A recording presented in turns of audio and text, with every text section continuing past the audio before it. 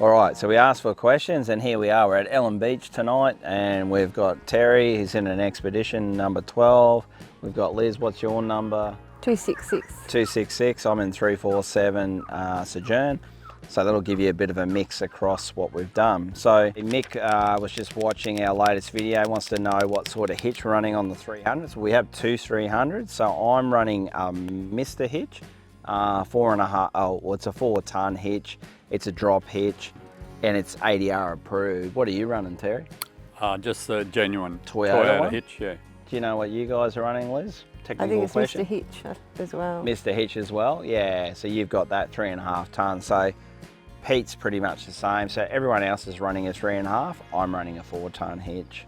I think it's really important you get it the right drop hitch. Yours has got a bit of a drop, hasn't it? Yeah, it is, but it was within requirements that Zone recommended, you know. Yep, which comes in, you think. Did you guys do something similar? We had to get a new one because the original one we didn't have was adjustable, so... Okay, so a little bit too high or too low? Do you remember? Too high. Too high, okay. So anyone out there, if you've got your hitch and that, it is absolutely important to get your hitch in the right spot. I have given so many hitches away over the years, from going up to Hanger Row, people turn up with the wrong ones. It's either down or up. It's so important to get that right. This is an unleashed and a suspension question. So you guys didn't have unleashed in yours. Terry, I don't think you have unleashed. I haven't, no. Pete and I have unleashed, so I set mine on the lowest setting. I think on that first trip when we really hit the rough stuff, you guys encountered it first, like things moving in your van, cupboards jumping and things like that. We did. Where we actually hadn't had that. So I would say that's where you see that difference. In that that was pretty extreme. I definitely think unleashed made a massive difference. I know in my car it makes a big difference having better suspension, but lowering your tyre pressures out of everything we did, would you not agree? Definitely. Yeah, go lower actually than what you think. Yeah, on the way up, the pressures were higher and we dropped them more coming back, and you could notice the ride. Yeah, and I think we're at first, everyone's always scared about lowering them too much, because you guys use your compressor. I think Russ has one in the car as well. Yes, he does, yes. What do you use? Likewise, yeah. So I use the one on the van. Yep. But there is one as a backup. And I'm the same. I have a dual one in the car and I have one in the back. But I absolutely went lower, and I got Pete to go lower with his as well. And like I said, we both run unleashed. Next question was Donna Harrison. So have you had any issues with the vans on your way up to the tip? Oh, we have. Like, we're not going to sit here and tell you we haven't had anything. You would have seen in one of our videos, we actually got one of our leading guys to come up. Two reasons for that. We actually test things. We've got a few different things to other people, but more importantly, we want to see what's working, what's getting fatigued or used. Terry has got expedition number 12. Pete's is actually expedition 53. So we wanted to see the big difference between that. I definitely saw you had a little bit of dust ingress compared to him. Correct. Because we've actually done some updates on our door and things like that. So I don't think there's any problem with admitting that. And I know Zone has worked very closely with Terry and that on how we could get that even better. And you know, being a first early adopter, I think that's one of the good things. We've actually there's things that we've changed along the way that we will do for all of those early adopter customers that Terry and Donna will also get of those updates. And that's one of the nice things in an organisation like ours, that we don't just go, well, that's as good as it gets. We actually have updated those things, and you'll be the beneficiary of that, because we appreciated that, you know, some of those things are really hard to find, and we've defined them better as we've done Well, them. it was a good test, wasn't it, that road? Absolutely. Like, we saw stuff move in our van that I've never seen move, which has now changed some things on our production line. Yep. And I think that's what's really cool about doing this. So we get everyone's feedback. We obviously have a group of people too that give us feedback, but bang, away we went. But Elijah came up and did a lot of things, checked everything. Someone asked in the questions, should we do that for everyone? Well, we only did that for us in a way because we didn't have the opportunity with my van and Pete's to actually do a 7-day alignment. Everyone else gets that after you go and do 1,000 Ks and you go and get your vans tested, which I'm sure you did and I'm sure you had.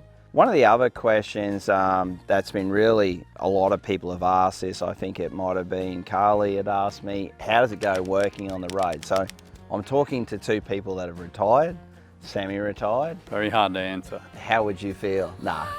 Well, you've seen us have to work. Yeah, correct. So one of the frustrations is if you are working, it's a little different, but you always remind me of I'm out here and still enjoying most of it. I think it's really important. Like the power systems we've got, like you guys have got 600 amps. Yes. You're 800. 800, yep. How have you guys found like living on the road like that? No problem. Easy. Yeah, like, and you guys, I think, are maximum solar. Yes. Terry's the same. Yeah. Yeah, but you've had no. No, always, I guess it's a mindset that you've got to change. In the old van with 200, the aim every day was to get to 100%, where you don't have to do that anymore, you know. You can run it down slowly over 3 or 4 days. Correct. And That's then- hard to change, eh? Yeah, oh, well, yeah. Yeah, like It's I know different. you The guys, same. especially at first, were worried a bit about that. I don't know where you're sitting at today. I don't know, 80 something Okay, probably. yeah, we're at like 60, but we have 400 amps. I'm not even worried. Yourselves? I have no idea what we are today. Good to see you all following that, Liz. No, but it's like, it's not as big of a worry as it used to be. Jimmy's asked, how are you keeping all the camera gear charged? Well, basically, Pete runs out of his own van. He's never come and charged off of me or you guys. No. He's got 800 amps, basically 100 amp charger. We're all running Manager Alpha system, so we're all 100 amp chargers. Pete's behind camera here at the moment. Pete, you haven't had a problem with keeping everything charged? No, he's nodding, saying no, he hasn't. I can be honest, Pete would use the most power out of all of us. Pete has to run his aircon sometimes because he's obviously in there editing and stuff during the day. I don't think you might have run your aircon a few times. No, I haven't. Not No. on this trip, no. No, You we guys haven't. haven't really either, neither have we, but really you can do a lot of that stuff. Yeah, well, I mean, Pete's the example. He's run it during the day and he's still survived, you know. Yeah, and just to be up front, Pete and I both have, I think you might have one as well, I have a 200 amp Red Arc folding. External. Yeah, external. I know Pete puts that out a bit when he needs it. You've got a I've got one, but I think you We've guys got got a one. blanket. Yeah, so there's ways you can help yourself too, because like today I'm Under a probably tree. the worst. Yep. I'm under a tree, but we're still surviving because we've had our blanket out there. Stephen asked, did you take the Expos all the way to the tip? Yes, we did, yeah. Of course we Yep. did, yeah. Some pretty extreme rides when you sort of, especially, Yeah, like, I mean, what would you say was the it worst? was the PDR, but I mean, corrugations, I guess, and Yeah. in certain sections were probably the hardest part. Get the worst, aren't they? That's when you really, like, we try not to do too many Ks. What do you reckon we probably averaged? 200-300 Going Ks up a there, day? yeah, a couple hundred. I mean, some days are less than that. But Yeah. Like, what did we also try to do? 70, would you say 70, 80 Ks an hour? Oh, And sometimes Speed. less. Sometimes less, Yeah. yeah. Like, in your experiences, did any time you feel not safe, or did it feel, No, not at all. was it worse or better than you thought it was going to be? Probably better. Yeah. Like, I think people sometimes sensationalise it all. Like, I actually think that trip is such a good trip, isn't it? That was really good. Especially for like yourselves, I think having people that had done it before probably gave you more confidence, but a really good trip to go and do. Absolutely. Well, we wouldn't have done it on our own, so No. we're really glad that we've done it. And I think that was the beauty of us all meeting. You know, I've known Terry and Donna for a long time, but yourselves I didn't know from Bar Soap, which is really cool, and we've become friends now. But what's cool is that I'm excited that you did that trip with us, because I feared that you may not have done that trip. So True. it's really cool to come back and sit here now and go, wow, we did all that. And I mean, there's constant things with crocodiles, and you're a bit worried about water and all those things. But even the fact of getting water, what would you say with going to the Cape and with our setups? I suppose that's the thing that you run out of most, you know. Yep. I mean, we've got plenty of power, plenty Power's of not a solar. problem. Yep. Water is the one thing that you need to replenish Yeah. more frequently than plugging in for Yeah. argument's sake. But I mean, you can manage it. You know, we'll Yeah. get, I don't know what we get out of ours, a week or so probably out of Yeah. the two. We've got two 100 litre tanks and then a 100-litre drinking tank. Yeah. Yeah, So you got plenty, like, and you just learn, don't you, as you get along there, You do. how much you can and can't use. Yeah, correct. I think everyone was really actually good with that on this trip. One of the questions we got asked too was about fuel usage. So you were running an Expo. Do you roughly know what you it's used? still around 20, 21, something like that. Yeah, and some of that was pretty hard conditions. Yeah, I soft noticed. things, I noticed fuel. it went up when we're on the Yeah, dirt. on the dirt. And you had your tyres at 20 PSI in the end, Yep. and you weren't doing many Ks. No. Yeah. Now, when we're on the open road, Pete and I comparing about he's 4 litres, 100 Ks better than me. So towing a big van to an Expo, that's what I sort of find. It's about 4 litres per 100 Ks. I think from Peregrine to Sojourn, I actually don't really see any difference No. because you're pushing the same amount of air. profile. One of the questions we have, so Nick, he watched episode 1, which was interesting, thank you. He's got Expo 177 on order. Fridge is turning off. Now, I think you can answer this one because, yes, you had that issue. I've had a few occasions Yeah. in different circumstances. And what did we do to rectify that? Yeah, so we just bypassed the red arc system and made a jumper wire go directly from the power source Yeah. to the back of the fridge. So Which is what will come out. All expeditions will be that way. yeah, and we did the same on Pete's. He had issues prior to that, and we haven't had an issue since then. So Zone's been working really hard to try and work out what that is. Sometimes it's a Thetford thing. We don't know if it's a red arc thing. In the end, what we've done is just made that a separate thing. You've never had that stop since. I don't think Pete's has either. No. But that helped us a lot. So I'd encourage anyone out there, if you're worried about that, that's the fix for that. Zone RV will definitely be on to that for you. Justin R has asked, what do you recommend to clean the red dust off the van? So inside, I'm going to say gumption is the best thing you can possibly use. I don't know, what do you use on yours, mate? I don't clean. Don't clean? It looks pretty clean to me. No, it's On the exterior? Yeah, exterior. Yeah, so I've always used just a truck wash detergent. Yeah, cool. So that, and this is all personal use. Liz, I'm sure you don't do all the exterior.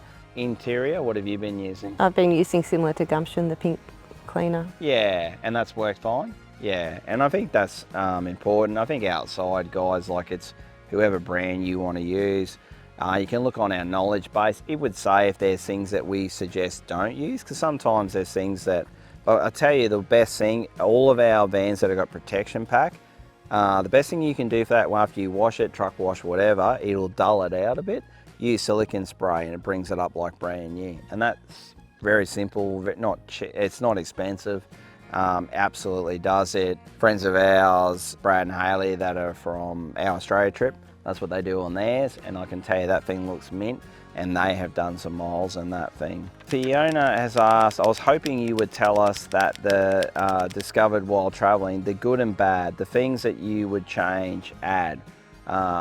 What was your favourite part? How did the solar work out for you? So what was the good and bad part? Solar wise, I think we've all had a really good solar experience. Yeah, no dramas there. Like what things would we look at, you know, from your perspectives that we could look at changing? Well, something I've asked you about is the isolator switch for the induction inside. Yeah, so that's important. Yeah, so Liz asked that question of just a little bit of power wastage, being able to turn that off, and we talked about it, and that is a pretty simple fix. We can do that. I suppose the only downside that I can think of on the spot is probably the dust that we got coming up, but we fixed that, and I mean that was a bit of a project, well not a project, but something that I probably enjoyed finding and trying to fix, you know. Yeah, and we're talking about when it gets to that point, you know, you hadn't experienced that before. I mean, it didn't... Going in extreme conditions is really good, because it actually, even in our van, we found just tiny spots where in our door, minimal, but now that with the factory guys saying, just silicone this one piece, stops that. It's just simple things like that. And it wasn't a case that there was dust over all the interior, you know, it was just little spots around a couple of the I think it's important, and I'm cool with that. Like, I think that's the passion of our business, to make that right and to get that to that point. We are really proud in our big vans, like we don't have any dust suppression. So we're trying to push extremes that no one else is to make them dust proof. That's our heritage from that boating background. So Yeah. it's been really good to do that with people and real people. And even though we're good friends, we haven't known each other. You're customers, and you're a customer as well. You've paid for your things. Yep. So I think what's been good is that we've responded. And even myself, I'm passionate about changing those things. So it's been great for me personally to get back out here on the road and actually live this life, do these things. Favourite thing that we did up there, what would it be for you guys on the actual trip? Oh, it's got to be the sign, I guess, at the tip. Pretty cool, isn't it? There's a lot of highlights, but that's probably it. But also just being with the group, you know. Yeah. It's good fun. It's a cool community, isn't it? It is, yeah. We made a decision in 36 hours to join and had a blast. Well, you weren't even coming on the trip. No. Terry and that had just recently retired, had a few things going on, and here we are. Like, that's what's really cool. And Yeah. really, for you packing up, throwing a stone stomper on, let's go. Cars have all gone good. You haven't had any dramas.